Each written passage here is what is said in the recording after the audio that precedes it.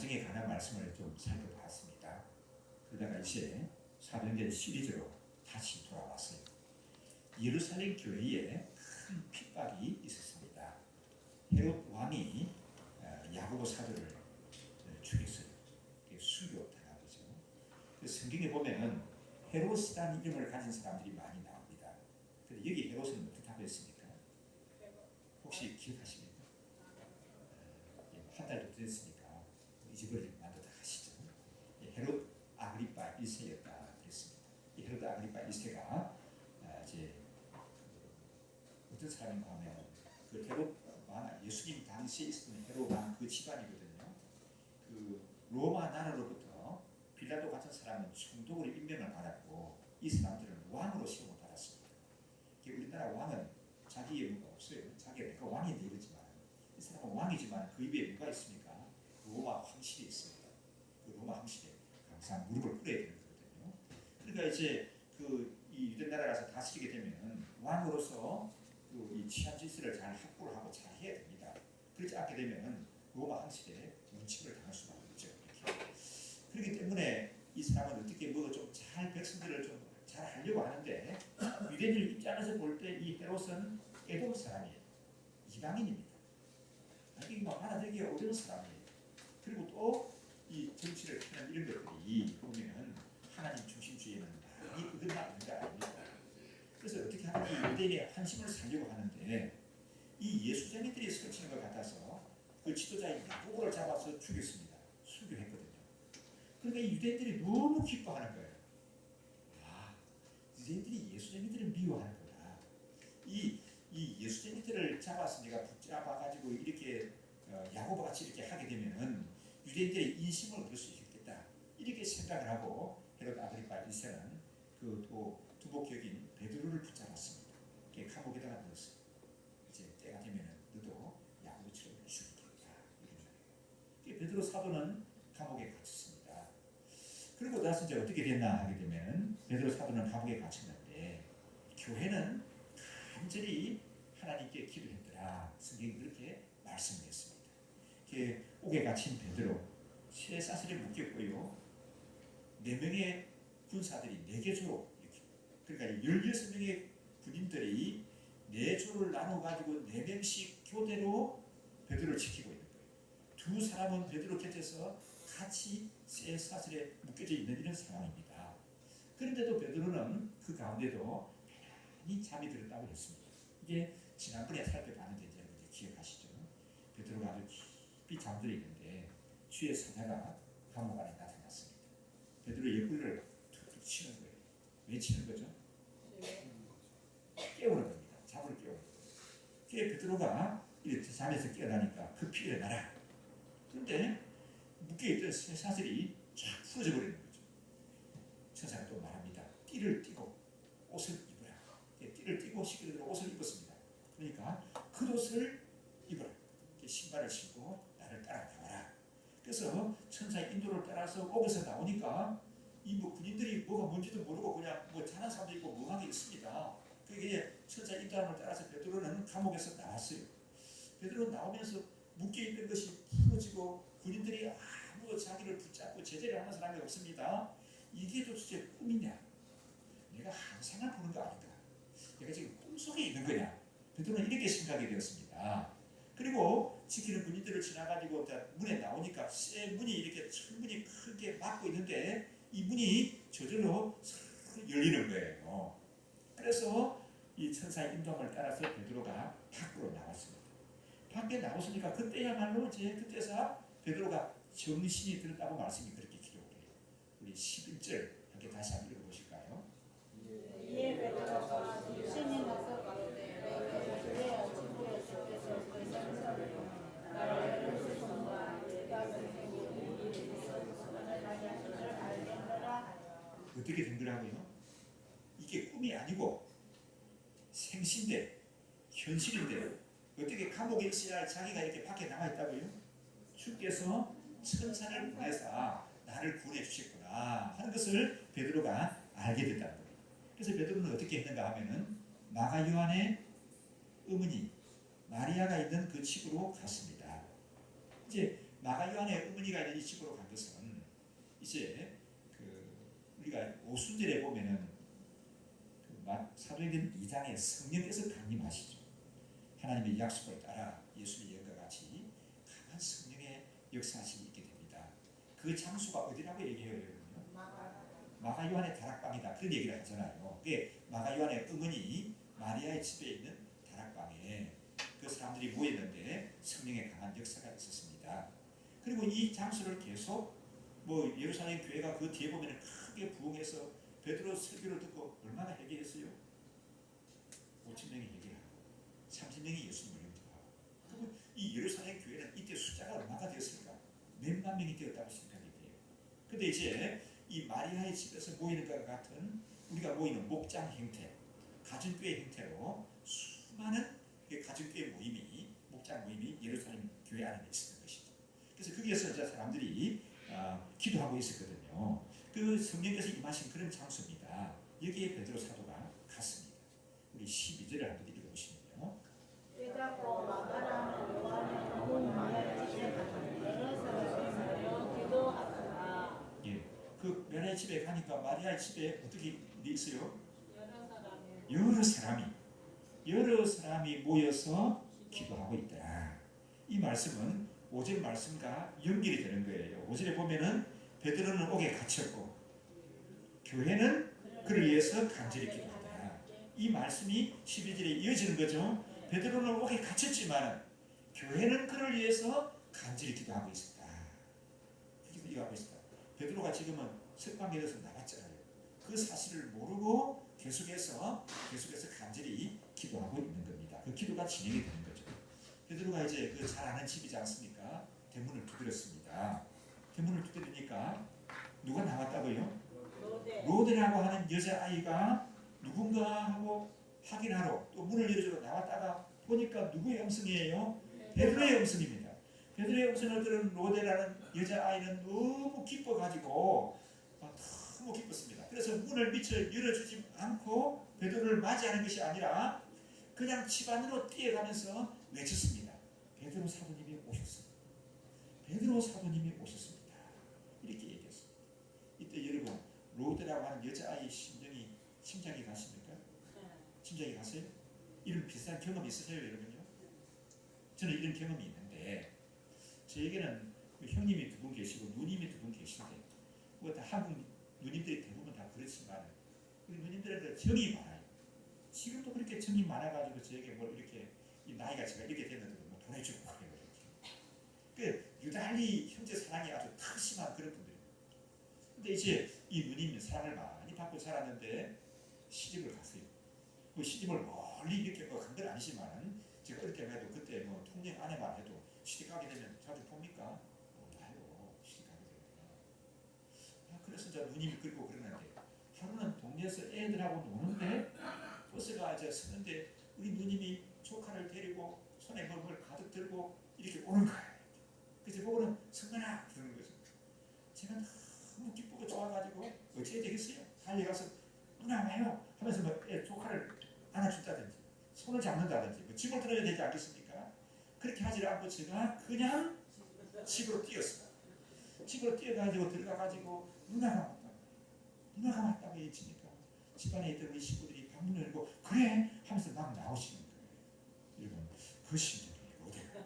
로데가 베드로 사도가 오셨다. 너무 기뻐가지고 베드로 사도를 맞이하는 것도 환영하는 거지만 집안에서 사람들이 지금 어떤 일이 전개되는지 알고 있잖아요. 뭘 하고 있습니까? 간절히 베드로 사도를 위해서 기도하고 있는 걸 알고 아마 로데도 여자아이지만은 그 기도에 참여함으로 느껴집니다. 그러니까 그들의 간절함이 얼마인지 알고 있잖아요. 그러니까 이 소식을 문을 열어주는 것보다도 이분들에게 먼저 알려야 되겠다. 그래가지고 집에 들어가서 얘기를 합니다. 그런데 이 얘기를 듣는 사람들이 반응이 로데하고는 달랐어요. 뭐라고 말하는가 하면 얘가 지금 무슨 소리 하고 있는 거예요? 베드로 사도가 어디에 있다? 감옥에 있지. 쇠사슬에 묶여 있는데 어떻게 나온다는 말이냐? 내가 참 베드로 사도가 나왔다 하면 얘가 좀 정신이 좀 돌았나? 얘가 좀 정신이 나간 거 아닌가? 이렇게 봤습니다. 근데 이제 베드로 사도가 계속 문을 두드리게 되죠. 들어갔습니다. 그리고 하나님께서 이 일은 하나님이 어떻게 역사하셨는가 하는 것을 설명을 했습니다. 자, 이게 오늘 중심된 내용인데 우리 12장 마지막까지 보게 되면은 그러면은 베드로는 그렇게 되고 좀 궁금한 게 있죠. 아이들 같은 호기심을 가진다고 하게 되면 베드로를 지키는 군인들은 어떻게 됐어요? 이 군인들은 헤롯이 이제 베드로를 데리고 와라 하니까 베드로가 없어요. 근데 왜 감옥에 없는 걸 확실한데 왜 없어진지를 아무도 모릅니다. 그러니까 너희들 졸다가 그랬지. 직무를 소홀히 한 녀석들. 그거는 헤롯 왕이 그 군사들을 처형을 했습니다. 그럼 헤롯은 또 어떻게 됐을까요? 그렇게 하고 잘 살았을까요? 오늘 말씀해 보니까 이 헤롯은 교만이 아주 가득 찼습니다. 한번 이제 이 헤롯이 다스리는 그런 영지에서 나는 쌀을 저 시도와 두로와 시도 사람들이 먹는다는 거죠. 양식을 이렇게. 그러니까 그 사람들은 어떻게 하든지 헤롯에게 잘 보여야 그 양식을 사갈 수가 있습니다. 그러니까 이 사람들이 가는 헤롯에게 잘 보이려고 아부를 했거든요. 그러니까 헤롯이 이게 막 교만이 차가지고는 이 하나님께 돌릴 영광을 자신이 가로챘다는 겁니다. 그래서 하나님께서 교만한 사람은 가만두지를 않습니다. 우리 박윤선 목사님 주석에 보면은 이 부분을 그렇게 주석을 했어요. 칭찬이 욕보다 위험할 때가 있다는 거죠. 사람들이 나를 비난하고 욕할 때가 있어요. 칭찬할 때가 있어요. 그런데 욕하는 것보다 칭찬할 때가 더 위험한 순간이 있다는 게 있단 말이에요. 진짜 가시면 칭찬 속에 뭐가 많아요. 이렇게. 그래 우리가 누구를 나무라고 책망하는 것은 또 참 사람이 있어야 되는데 이 칭찬하는 것은 그냥 아부하는 걸로도 할 수 있거든요. 근데 대부분의 사람들이 칭찬 듣는 게 좋아요. 누가 나무라는 게 좋아요. 대부분 다 그렇죠. 저도 그렇죠. 이렇게. 근데 여러분 그 칭찬이 책망하는 것보다 욕하는 것보다 위험할 수가 있다. 박윤선 목사님 주석을 이렇게 들었어요. 여기 보니까 이제 헤롯에게 그렇습니다. 헤롯이 이 모든 영광을 다 자기가 가르치고 그래 우리 집안부터 우리 할아버지 헤롯 대왕 때부터 내가 이게 탁월한 리더십이 있지 않는가 하는 교만을 부렸던 것 같습니다. 하나님께서 사자를 보냈습니다. 그러니까 감옥에 있는 베드로에게는 어떤 사자를 보낸 거예요? 감옥에 있는 베드로에게는 사자를 보냈는데 하나님 어떤 사자를 보낸 거예요? 구원하는 사자. 베드로를 옥에서 건져줄 그런 사자를 보냈거든요. 헤롯에게는 하나님의 사자를 보냈는데 어떤 사자를 보냈습니까? 죽음의 사자를 보냈습니다. 그래서 하나님께서 이 교만하고 핍박하는 헤롯을 치시니까 헤롯이 죽었는데 어떻게 죽었는가 하면은 벌레가 먹어서 죽었대요. 이게 왕으로서 그 처우가 좀 너무 비참하죠. 왕으로서 전쟁터에 나가서 나라를 지키다 죽었다. 아니면 오래오래 장수하다가 존경을 받으면서 갔다든지 이게 아니라 왕이 벌레가 먹어서 죽었대요. 이렇게. 하나님 치시니까 그렇습니다. 이제 이 하나님의 사역을 이 헤롯 왕과 같이 이렇게 대적하는 사람들을 역사적으로 쭉 보면 하나님이 그냥 내버려 두지를 않습니다. 그래서 오늘날도 독재자들이라든지 이 복음을 그렇게 핍박하는 사람들 보면 하나님이 어떻게 치실지 몰라요. 하나님 두려워할 줄 알아야 하는데 하는 생각을 가집니다. 자, 그러면은 교회는 어떻게 되었습니까? 그리고 나서 24절 한번 읽어보실까요? 하나님의 말씀은 흥황하여 하나님의 말씀은 흥황하여 가더라. 그럼 큰 핍박이 있었지만은 핍박을 물리치고 하나님의 교회는 더 흥황하여 갔다. 말씀이 그렇게 기록하고 있습니다. 자, 이 오늘 말씀 속에서 한 두 가지 제목을 가지고 좀 살펴보기로 원합니다. 첫째로는 하나님의 역사하심은 기도를 통하여 경험이 되었습니다. 여러분, 하나님의 역사하심을 경험하기를 원하십니까? 하나님의 역사하심은 기도하는 사람이 경험하는 거예요. 예루살렘 교회가 여러분 이게 12장에 나오는 예루살렘 교회가 위기입니까? 위기죠. 왜 위기예요? 큰 영적 전쟁을 치르고 있지 않습니까? 그렇게 큰 역할을 감당했던 야고보 사도가 순교했어요. 야고보 사도가 순교했다고 하게 되면 다른 신부들은 언제 뵙겠어요, 여러분요? 대표적으로 야고보 사도가 혼자만 순교하고 다른 교회들은 뭐 손끝 하나 까딱이 없었다는 게 아니잖아요. 그리고 또 어디까지 나아갑니까, 헤롯은? 베드로마저도 감옥에 집어넣고 베드로마저도 처형하려고 하는 이런 위기 상황입니다. 이때 여러분 교회 공동체가 할 수 있는 일이 뭘까요? 교회 공동체가 무엇을 해야 할까요? 예루살렘 교회는 뭘 했습니까? 여러분? 기도밖에는 뾰족한 수가 있습니까? 기도밖에 할 게 없죠.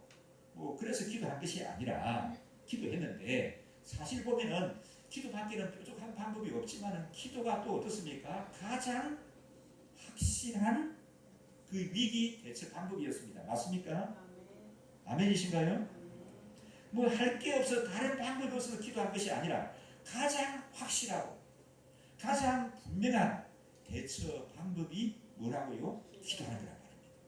기도하는 거. 그러니까 이분들은 잘했습니까? 잘했죠.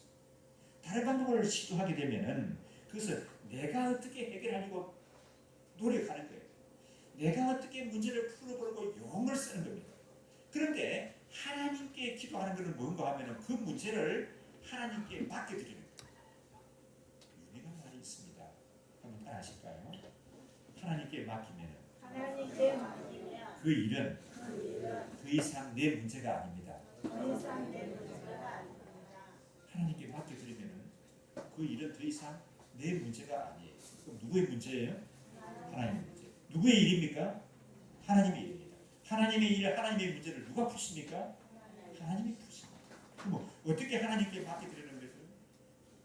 우리가 기도할 때 우리가 기도하게 되면은 어떤 문제를 앓고 있든지 간에 그 문제가 내 문제로 끝나는 것이 아니라 내가 풀어야 할 것으로 끝나는 것이 아니라 누구의 문제가 돼요? 누구의 일이 돼요? 하나님의 일이 되라. 하나님의 일을 하나님이 푸십니다. 하나님의 문제를 하나님이 풀어가시는 줄 믿습니다. 하나님이 해결하시는 거죠. 우리가 살아가는 이 시대는 영적인 공격이 그 어느 때보다 많은 것 같아요. 특히 좀 목사로서 느끼시는 거는 전에 느끼지 못한 그런 많은 영적 공격들을 느끼게 됩니다. 요 근래 와서 이게 더 강해요. 이 어둠의 세력이 교회를 핍박하는 걸로 나타납니다. 참 이제 주위에 보게 되면 가까운 나라에서 그렇게 사역하는 사람들이 20년을 사역하고 20년 이상을 사역하고 했는데 쫓겨나는 이런 경우들이 갑자기 많이 늘어나요.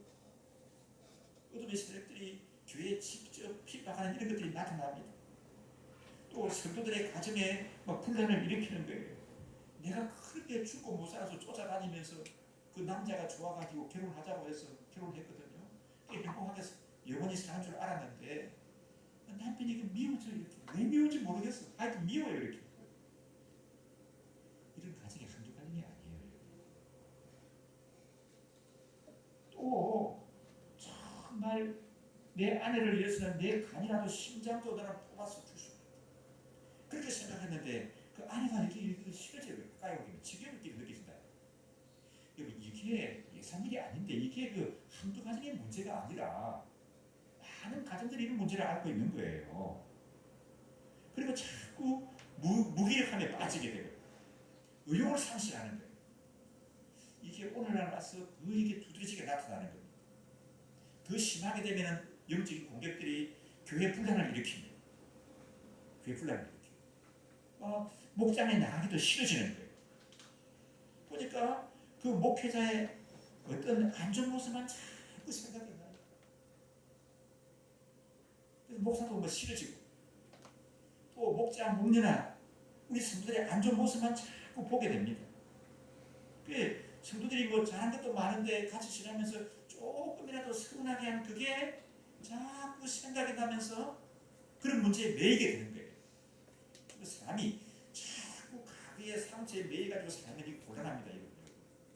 이게 이제 우울증이 되고 그 심하게 되면 문제를 일으키는 거예요.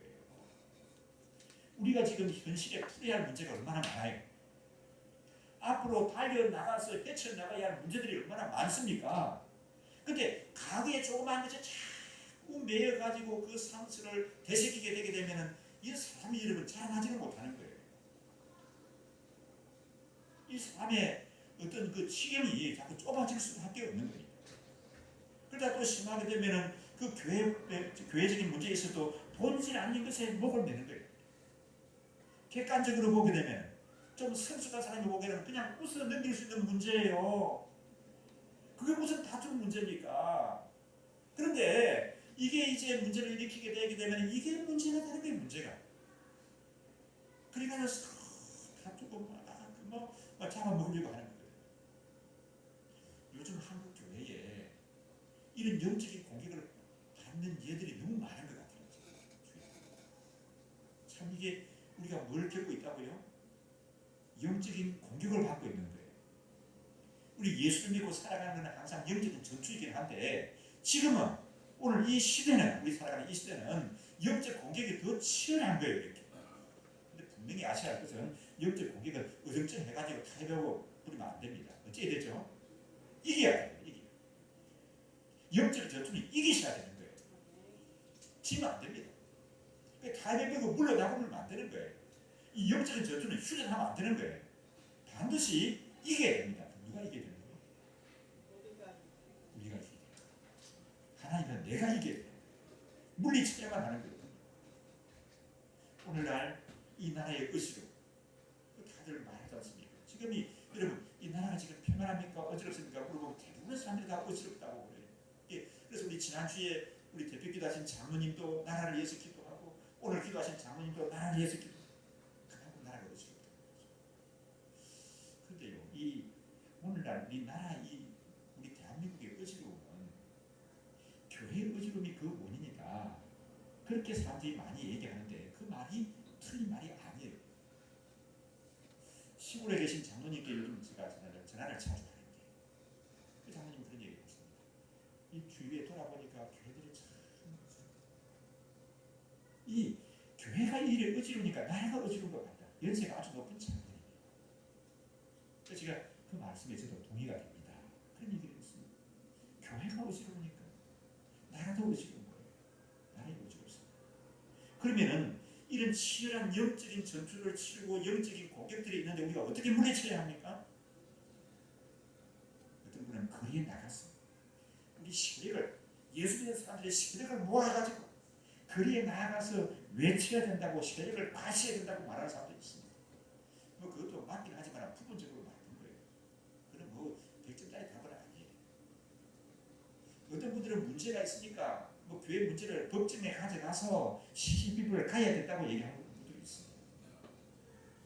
우리 고린도 전서에 보면은 사도 바울께서 무섭게 고린도 교회를 책망하셨습니다. 너희가 어떻게 교회 문제를 가지고 세상 법정에 가서 재판하고 있느냐? 성도들이 하나님의 천사로 나중에 심판한다는 사실을 알지 못하느냐? 어떻게 영적인 문제, 교회 문제를 이 하나님을 알지 못하는 불신자들에게 가져가서 그들에게 판단에 따라 하고 있느냐?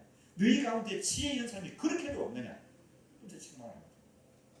그런데 오늘날 이 교회 문제를 가지고 재판이 막 엄청나게 많아요.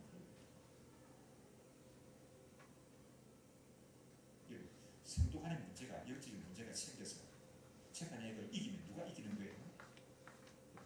착각을 하지 말아요. 내가 이기는 게 아니거든요. 내가 이기는 게 아니에요. 이 교회 문제를 가지고 어떻게 문제가 돼가지고 재판에 이기도 만신창이가 되어버리는 거지 이기는 사람이 이기는 게 아니에요. 법관이 손을 들어주는 사람이 이기는 것이 아니란 말입니다. 그럼 어떻게 풀어야 해요? 오늘 말씀에 나오는 성도들의 모습을 보면 영적인 전쟁은 이렇게 치르는 것, 영적인 전투는 이렇게 해야 하는 거고 문제는 이렇게 풀어야 한다는 것을 우리 예를 우리에게 잘 보여주고 있습니다. 그래서 우리 5절의 말씀을 다시 한번 읽어보시면요. 함께 읽습니다. 헤롯이 잡아들고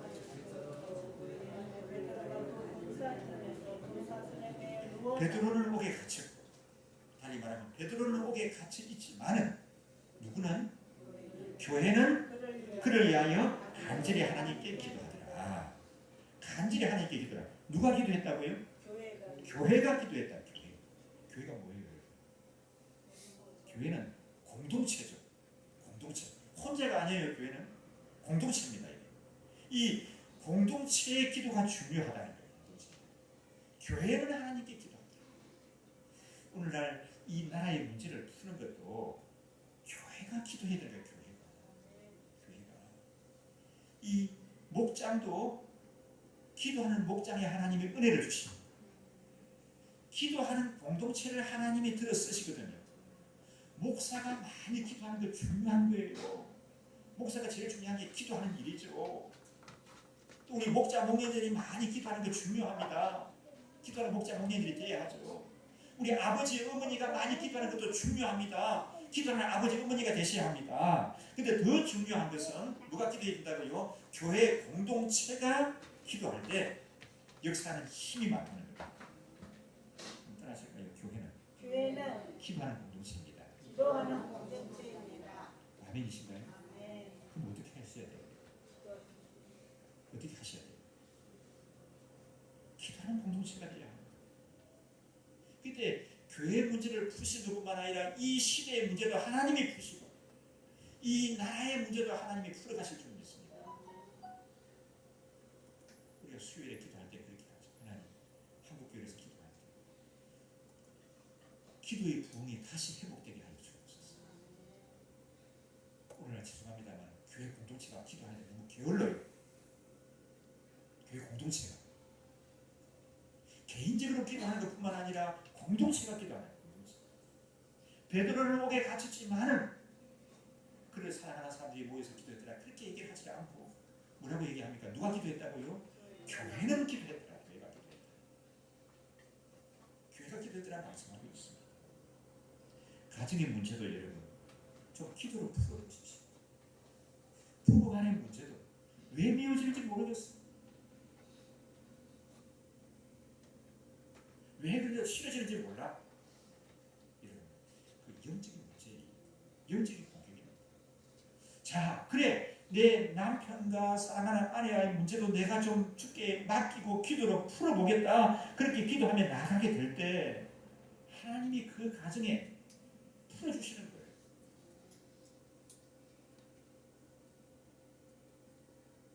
세상에 제일 싫은 장막감이 있는 나지. 그렇게 생각했는데 하나님이 풀어주시게 되면 그 남편이 사랑스러워집니다. 그 남편이 존경스러워지는 거예요. 부부간의 회복의 역사가 일어나는 겁니다. 내가 눈이 띄었나? 왜 이러고 내가 결혼했나? 이렇게 생각해서 아내하고 떨어지면 좀 멀리 하려고 했는지 모르지만은 기도로 문제를 풀게 될 때 아내의 헌신을 알게 돼요. 진심을 알게 돼요. 나도 모르게 사랑스러워. 그 사람이 무슨 말인지 아세요?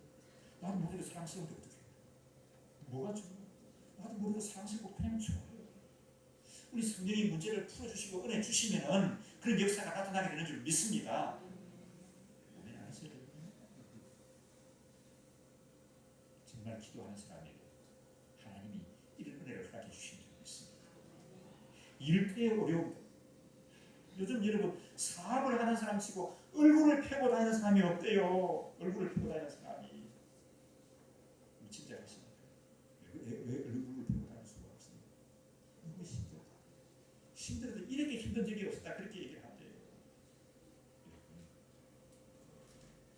어떤 내가 뭘 하려고 이렇게 하려고 하지 말고 좀 이 일터의 문제도 사업체의 문제도 주님께 맡기고 내가 그럼 기도하며 풀어가겠다.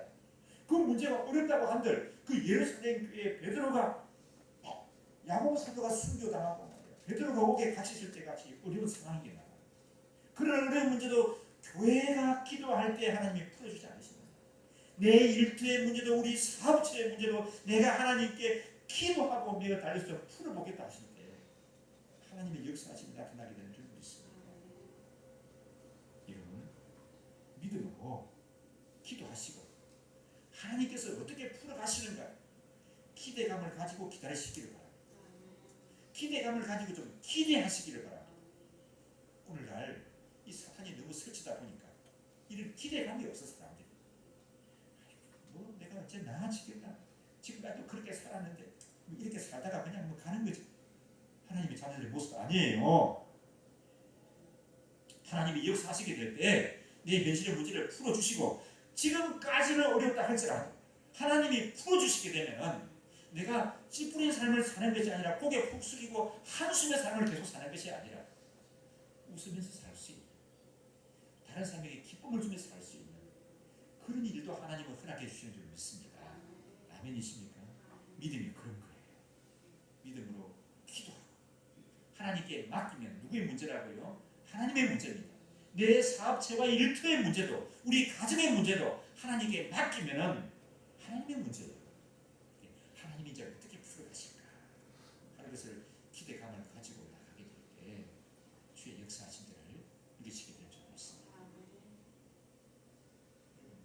설교를 들으시면서 목사님 말씀이 맞아. 여기까지만 가면 안 됩니다. 그럼 어찌 해야 되죠? 어떤 분들은 뭐라든가 그렇구나 뭐 아는 말씀이지만 참 은혜가 된다 이렇게 마음속으로 다짐을 해요. 이것도 좋아요. 근데 거기까지만 가시면 안 돼요. 어디까지 가야 돼요? 이걸 여러분 실천하셔야 되는 거예요. 실천. 그래서 이제 우리가 보면 이제 축구에 보면 여러분 항상 한 주도 빠지지 않고 계속 실리는 광고가 뭐죠? 자 보세요. 순서대 앞에 보세요. 보십시오. 뭐예요? 몇 분이에요? 때로는 뭐 2분에 갔다 3분에 갔다 4분에 갔다 하지만 몇 분이에요? 몇 분 광고예요? 그걸 몰라요? 오늘 주보에 보면은 몇 분 광고가 항상 우리 주보에 실리죠? 몇 분째예요? 1번 있지만 그 다음에 몇 번이에요? 3번. 3번이죠. 그 상고부 나눠서 모입니다. 지난주에는 상고부 연합해서 모이다가 나갔어요. 다른 광고였어요. 그러니 3번 광고는 항상 실리죠. 그래서 말씀을 듣고 좀 결단하게 됐으면 앞에 나와서 예배 맡을 때 기도하세요. 뭐 기도해 달라고 하세요. 그러면은 그냥 혼자만 다짐하고 가는 것보다는 훨씬 실천할 수 있는 가능성이 높고 실천할 수 있는 힘이 생기게 되는 줄 믿습니다. 그리고 여러분 삶 속에서 실천을 하십시오. 머릿속으로 몰랐던 것을 깨달아 알고 가는 것으로 만족하지 마시고 또 마음속으로 다짐만 하고 가지 마시고 마음속으로 다짐하는 걸 여러분 작심삼일이라고 하죠. 또 바쁜 생활 속에 있게 되게 됩니다. 집에 갔는데 또 한 번 딱 부딪히게 되면 다 잊어버려요.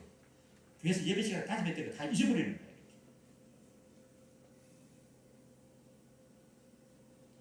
그러면은 기도가 영적 전투를 치르는 최선의 방법이라고 했는데 그렇게 기도하니까 어떤 결과가 일어나는가? 두 번째 기도의 결과가 뭐죠? 16절 한번 읽어보실까요? 베드로가 문을 닫히지 아니하니 저희가 문을 열어 베드로를 보고 놀라는지라.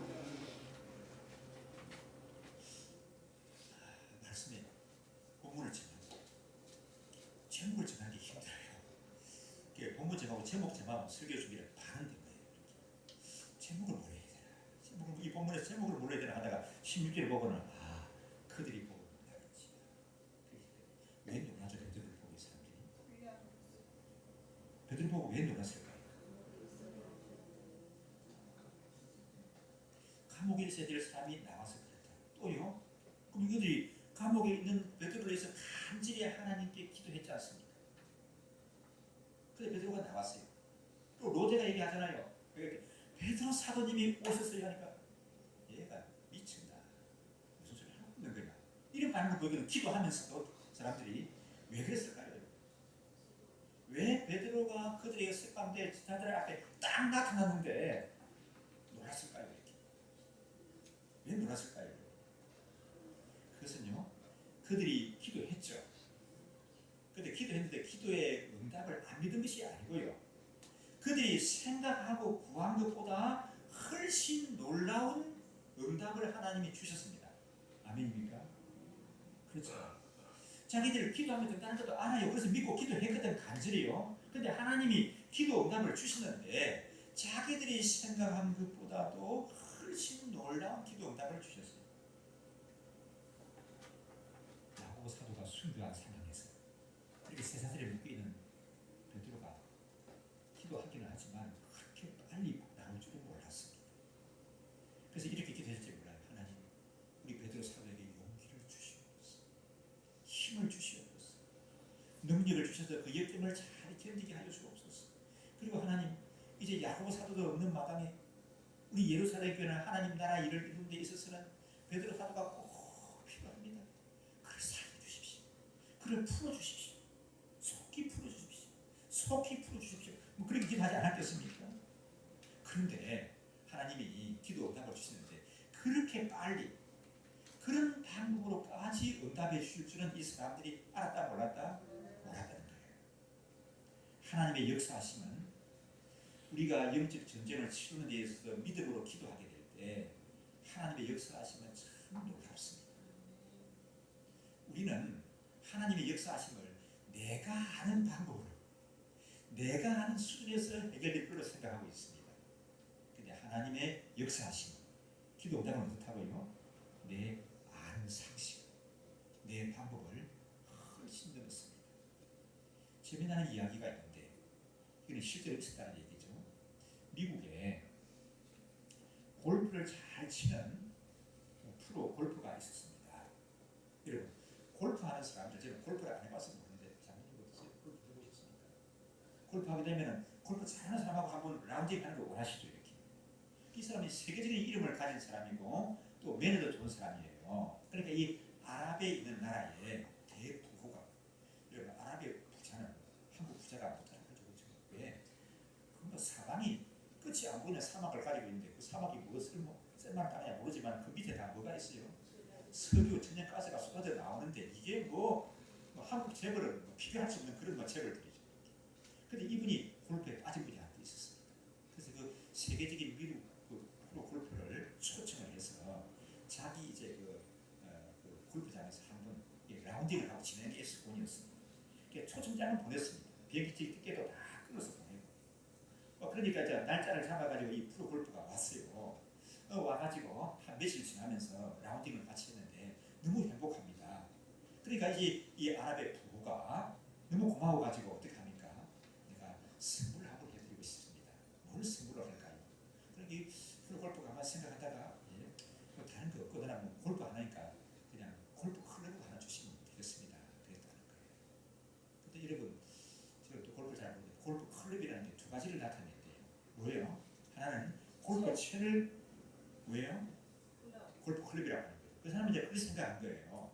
그러니까 이 대부호가 주는데 그러면은 어떤 걸 줄까? 집에 가서 이제 기다리라고 해서 기다렸는데 미국에 와서 기다렸는데 이게 이 손잡이는 금으로 도금하기 쉽지 모르겠다. 도구니까 어쩌도 쉽지 않습니까? 아니면은 다이아몬드로 문장을 새긴 것일지도 몰라. 내 이니셜을 다이아몬드로 가지고 새겨줄지도 몰라. 이런 기대감에 부풀어가지고 언제 이 골프 클럽에 오는가 막 기다리고 있었던 거예요. 근데 자기가 생각하기에 아랍에서 이렇게 되게 되면 우프로 소프로 택배로 올 수가 있는데 훨씬 그 기간이 지나도 안 오는 거예요. 너무 궁금했습니다. 기다리는데 어느 날 우리 식으로 말하면 덤기 이 우편물이 하나 와서 서류가 왔습니다. 그걸 펼쳐 보니까 뭐냐 하게 되면은 여러분 이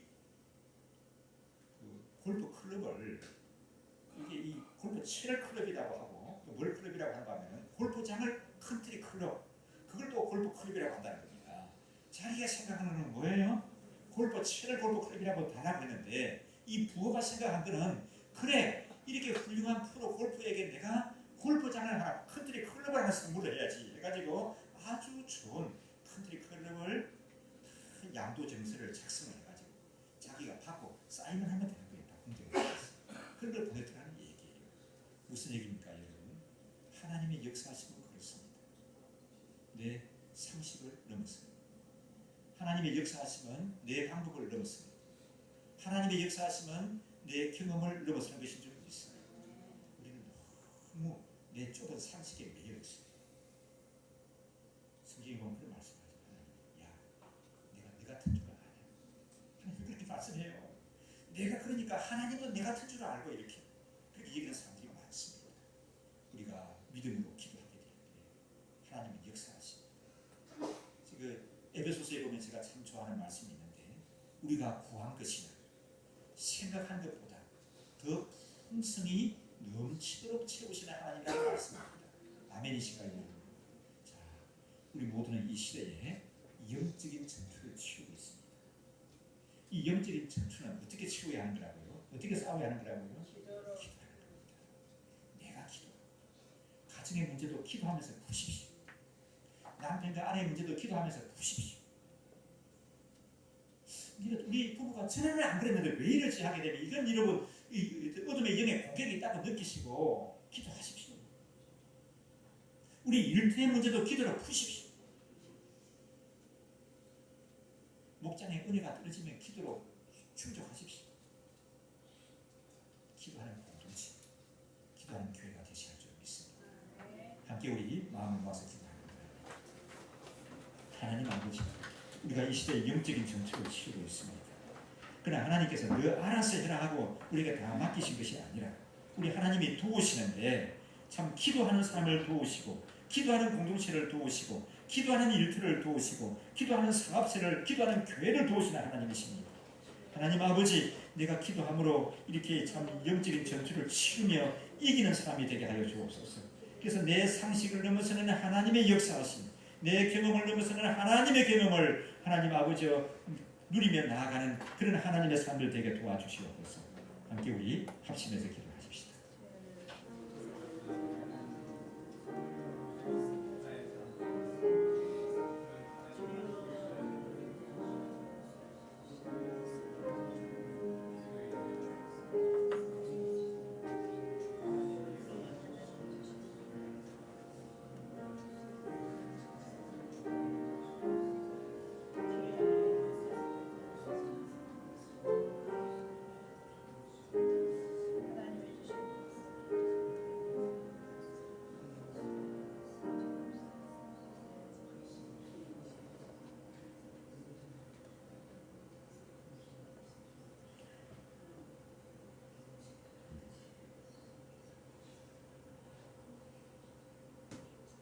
예수님을 믿고 살아가는 것은 영적 전투를 치르는 것인데 이 시대에 유달리 어둠의 세력들의 공격이 많은 것을 봅니다.